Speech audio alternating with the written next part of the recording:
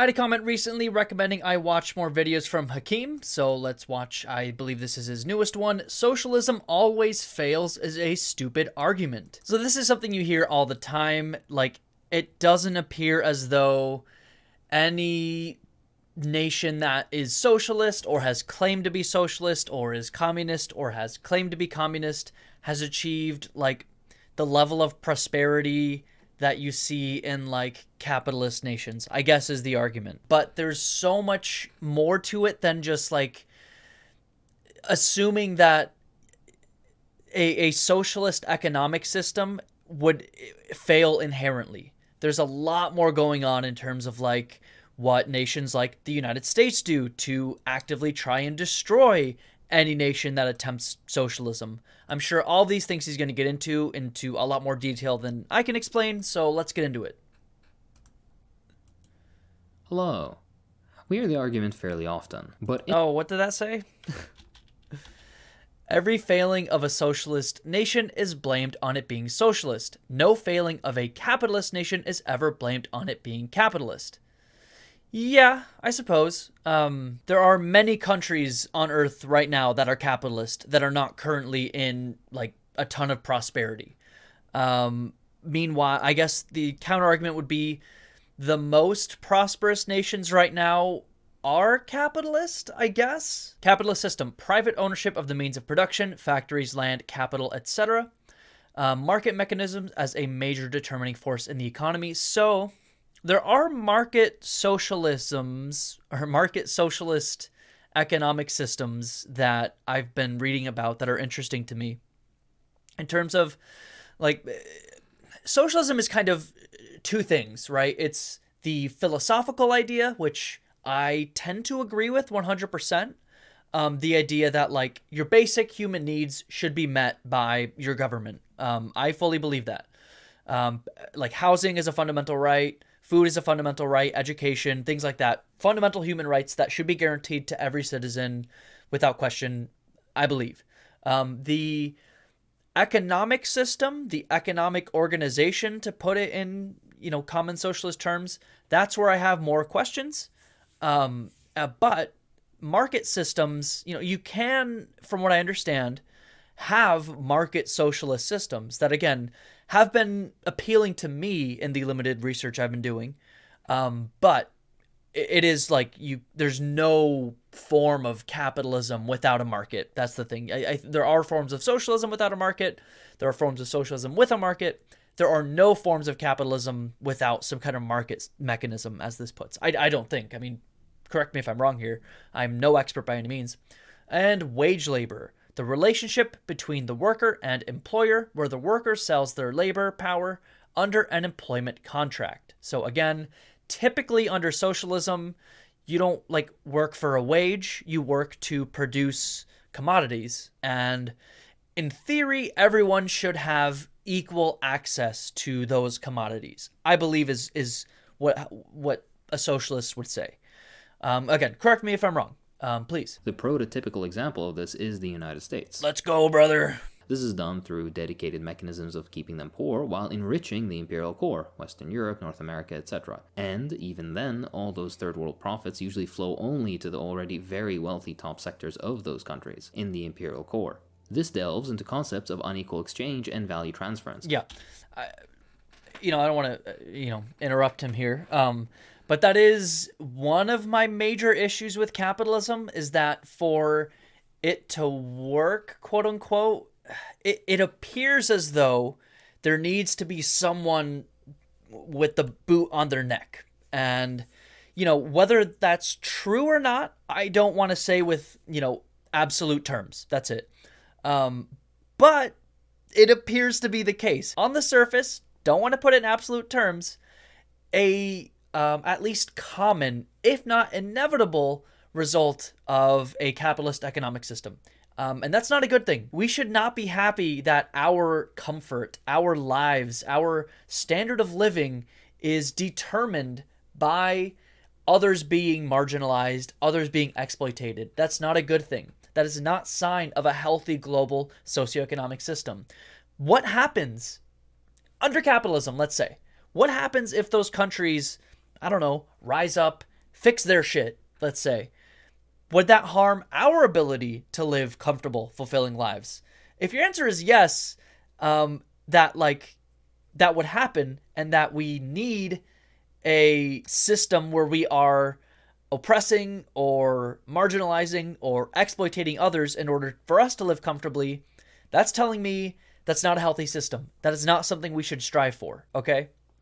We need to strive for a system where everyone on Earth is able to live comfortable, fulfilling lives. Period. I believe this absolutely, and I think you're nuts if you think that isn't something we should strive for as a human society. This can't be the final system. This isn't the end game here in terms of economic systems. There has to be something different. There has to be something better, and there probably is something better. Socialists say it's this, they say it's that, someone else says it's this. I can't say with any certainty what I think that system would be. From what I've seen, something closer to some form of socialism appears to be the next step. What that is, every single person who identifies as a socialist, from my experience, will tell you something different. Even people who are in the same denomination of communism or socialism, every one of them will have a personal little plan that is unique to them, but it has to be better than what we're currently having. That I believe 100%. The USSR lasted 7 decades, despite starting off from a position as underdeveloped as India in the early 20th century. It was immediately besieged, sanctioned, diplomatically isolated and not given international recognition into the 30s, torn apart by a civil war and Was the US one of them? Yes, we were. Who else? UK, France, Japan, Greece, Estonia, Serbia, Italy, Romania, China. Pre-revolution China, I assume? Yeah, so I guess the point he's trying to make here is despite all of those things, all of those inhibitors to the USSR's potential success, the USSR, this ostensibly socialist communist nation, still achieved, incredible amounts of global economic success. Now, there are a lot of question marks I have as to, the quality of life of Soviet citizens. I say this as someone whose parents grew up in the USSR, and I've talked to them about their lives, and they've had, good things to say and bad things to say. But strictly from a global economic perspective, it was the toe-to-toe superpower with the United States.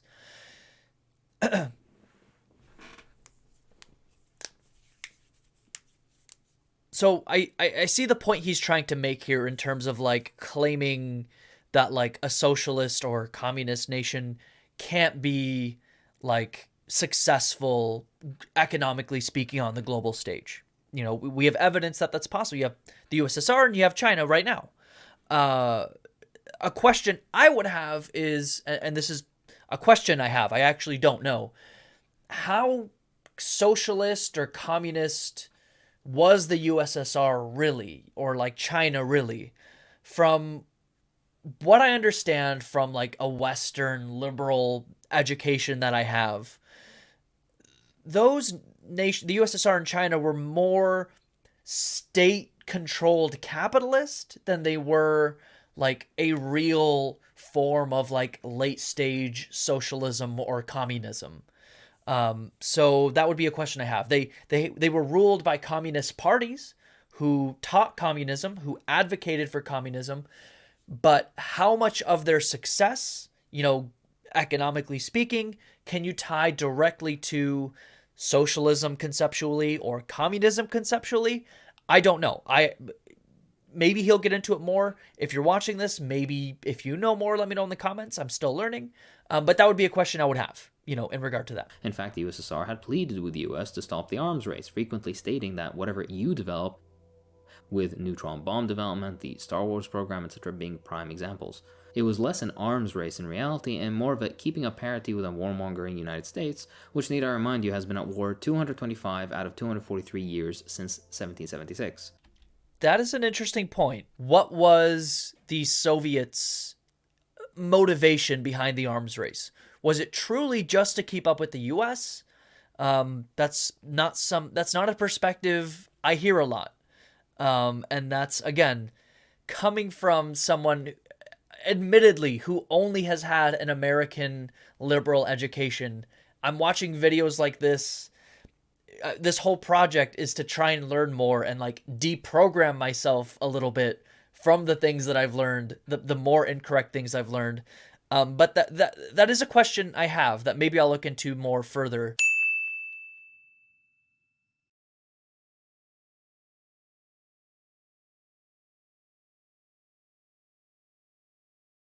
Because I don't want to just take what he said at face value. Regardless, even military strength, a ridiculous yardstick that falls apart at further scrutiny. I agree. Okay, I'm glad he's agreeing with me that like military strength is, as he put it, kind of a stupid way to measure, the success of your nation. It should be more about the socioeconomic conditions of your population. That's kind of where it starts and ends for me. Everything else is, I don't know, whatever.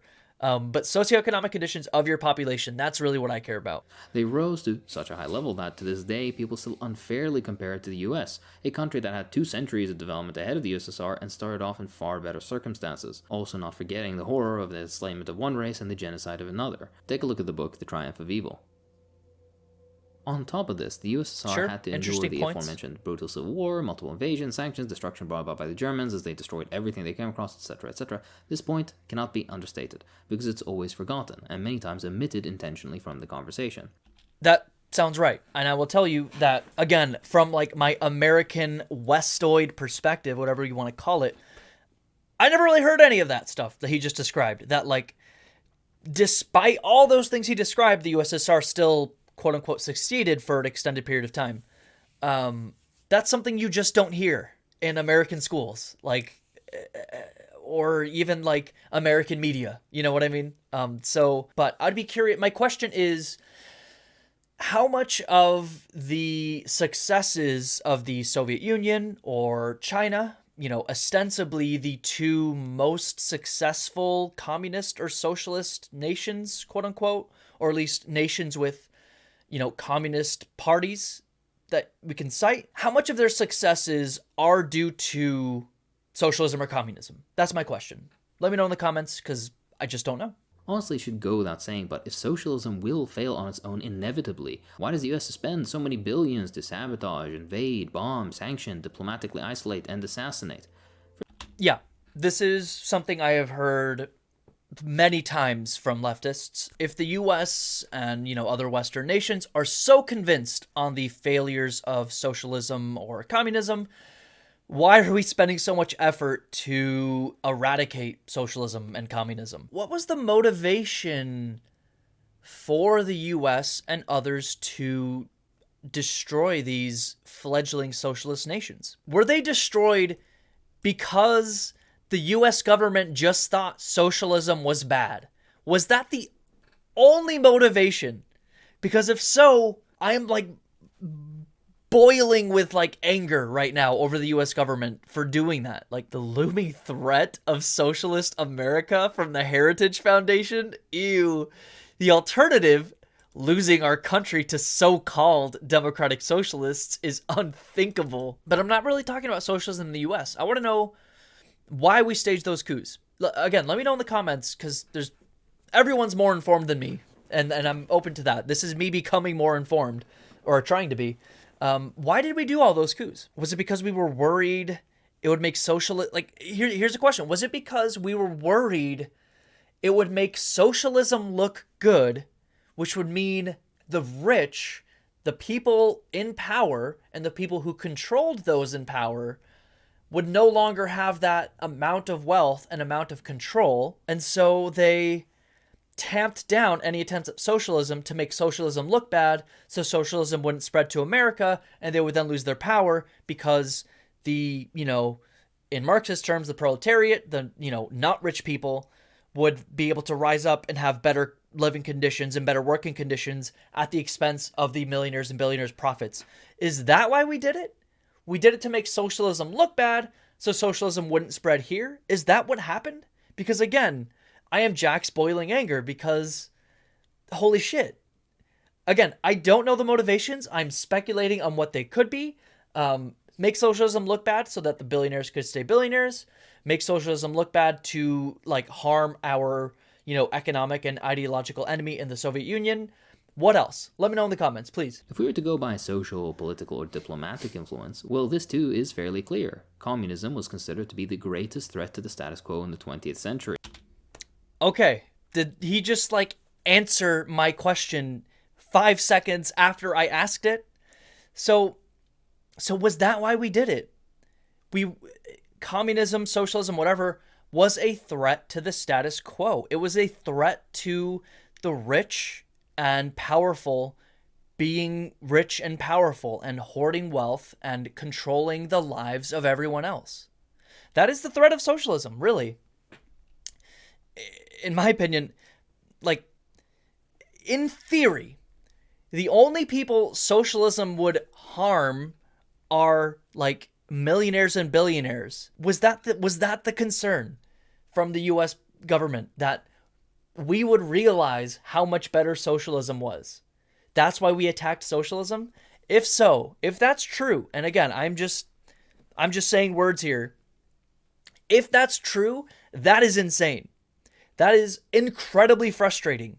That is unbelievable, entirely believable, but also unbelievable. Every genuine progressive domestic movement has had some socialist flavor, usually of the pro-existing socialism type, from the US to Latin America, and each one was brutally shut down with American help and fear of the influence of socialist thought.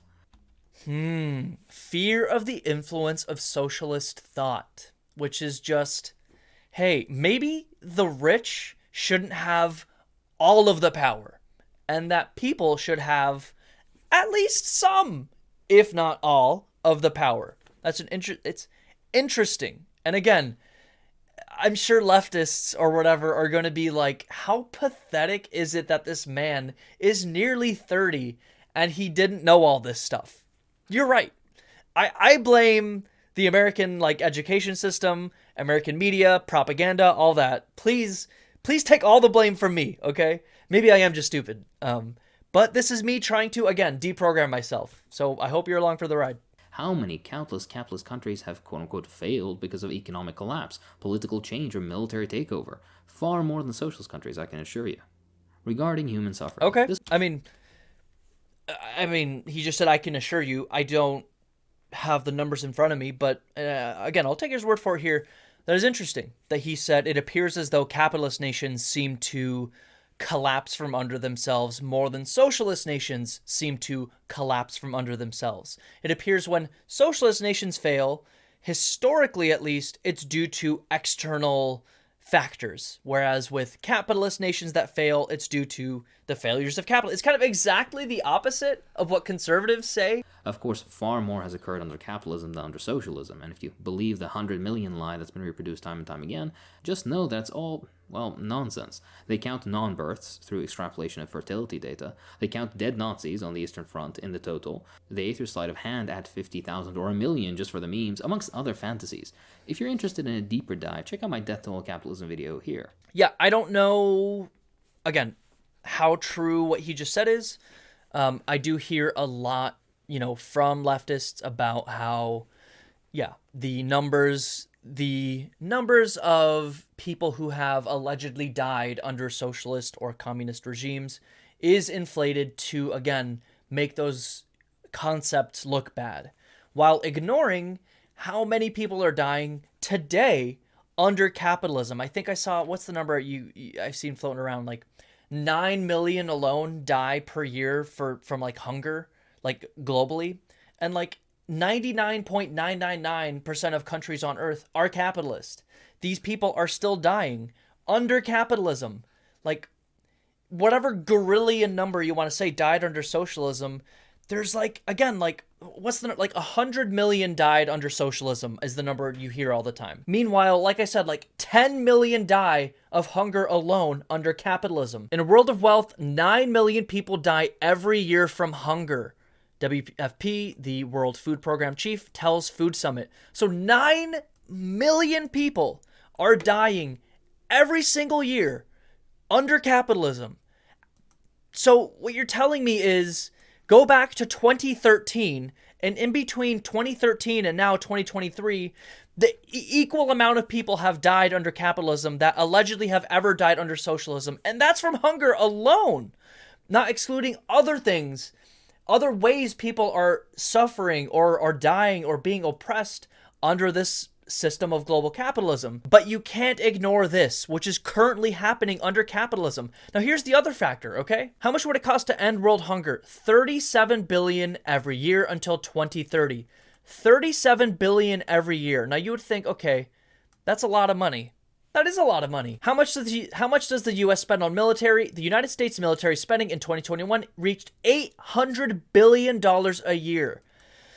So on our military alone, we're spending $800 billion. We could solve world hunger around the world for $37 billion, a fraction of what we spend on the military alone. We could be the global superhero, the United States alone, by literally ending world hunger. And yet we choose not to under capitalism. This is capitalism. These deaths are avoidable. We don't need... What's the difference between 800 billion and 770 billion or 760 billion on our military every year versus ending global world hunger, dude, under capitalism? And this number could even be, like, this could be a conservative number. Like this question here, like this answer here says around $7 billion to deliver food to the millions who are hungry. Even this more conservative, even this like absolute conservative number, this range, 7 billion to 265 billion per year, it's still like nothing compared to what we make. We could cut this number in half. The fact that we could solve this with like the snap of a finger without harming the socioeconomic conditions of Americans, and yet we choose not to, is insane to me. Regular day-to-day life, basically no rent, incredibly cheap staples, widespread and accessible public transport, etc., and even working life with shorter and less demanding working days, as you're not there to maximize profit. It's good to keep in mind to not fall in. I want all of those things. I think all of those things should be what we should strive for, and it doesn't appear as though, as he said, that an economic system that values profit will allow those things to happen easily. Now, you can regulate. We've had worse working conditions under capitalism, and it took incredible amounts, as Second Thought has said, incredible amounts of militant labor organizing by people to get us things like the 5-day work week, the 40-hour work week, the elimination of child labor. All of those things we had under capitalism as a means to extract more profit from their workers, and it took those workers organizing to prevent those things. So you can organize and regulate some of this stuff, but again, with the profit motive looming over you, in socialist terms, the capital-owning class will always work tooth and nail and fight to the death to force you to work longer, more. With the profit motive there, it's going to be that much harder to achieve better working conditions, better living conditions for your population. That makes sense to me. It does make sense to me. Again, I can't say what we need to move towards. I don't think anyone can say that definitively. But I can say what we shouldn't have. What we shouldn't have is an economic system that is based on profit extraction. That makes sense to me. Very broadly speaking, that makes sense to me. Inflation is destroying savings and making any likelihood of ever owning something an actual fantasy. Infrastructure is crumbling, widening income inequality, climate catastrophe, American government support for every fascist tyrant and every dictator. I could go on and on. Rampant poverty, unemployment, homelessness, serious issues with women's rights, amongst many other things. People prefer to die rather than go into medical debt. Stable employment and workers' rights are regularly trampled in pursuit of profits, as we've seen in Ohio recently. School shootings, crumbling education. Is this not failure? That was all spitting. Yeah, that's all signs of abject failure. The top 10% in the U.S., you know, in socialist terms or Marxist terms, the bourgeois or the petite bourgeois, they get to live comfortable, fulfilling lives, but everyone else doesn't, really. And so, yeah, it sounds like the U.S. is failing outside of the people at the top, which appears to be some sort of inevitability of capitalism. You know, This is very interesting food for thought. I'm curious what, if you're a conservative watching this, the stuff he just said, those issues with our lives as Americans, the overwhelming majority of Americans today.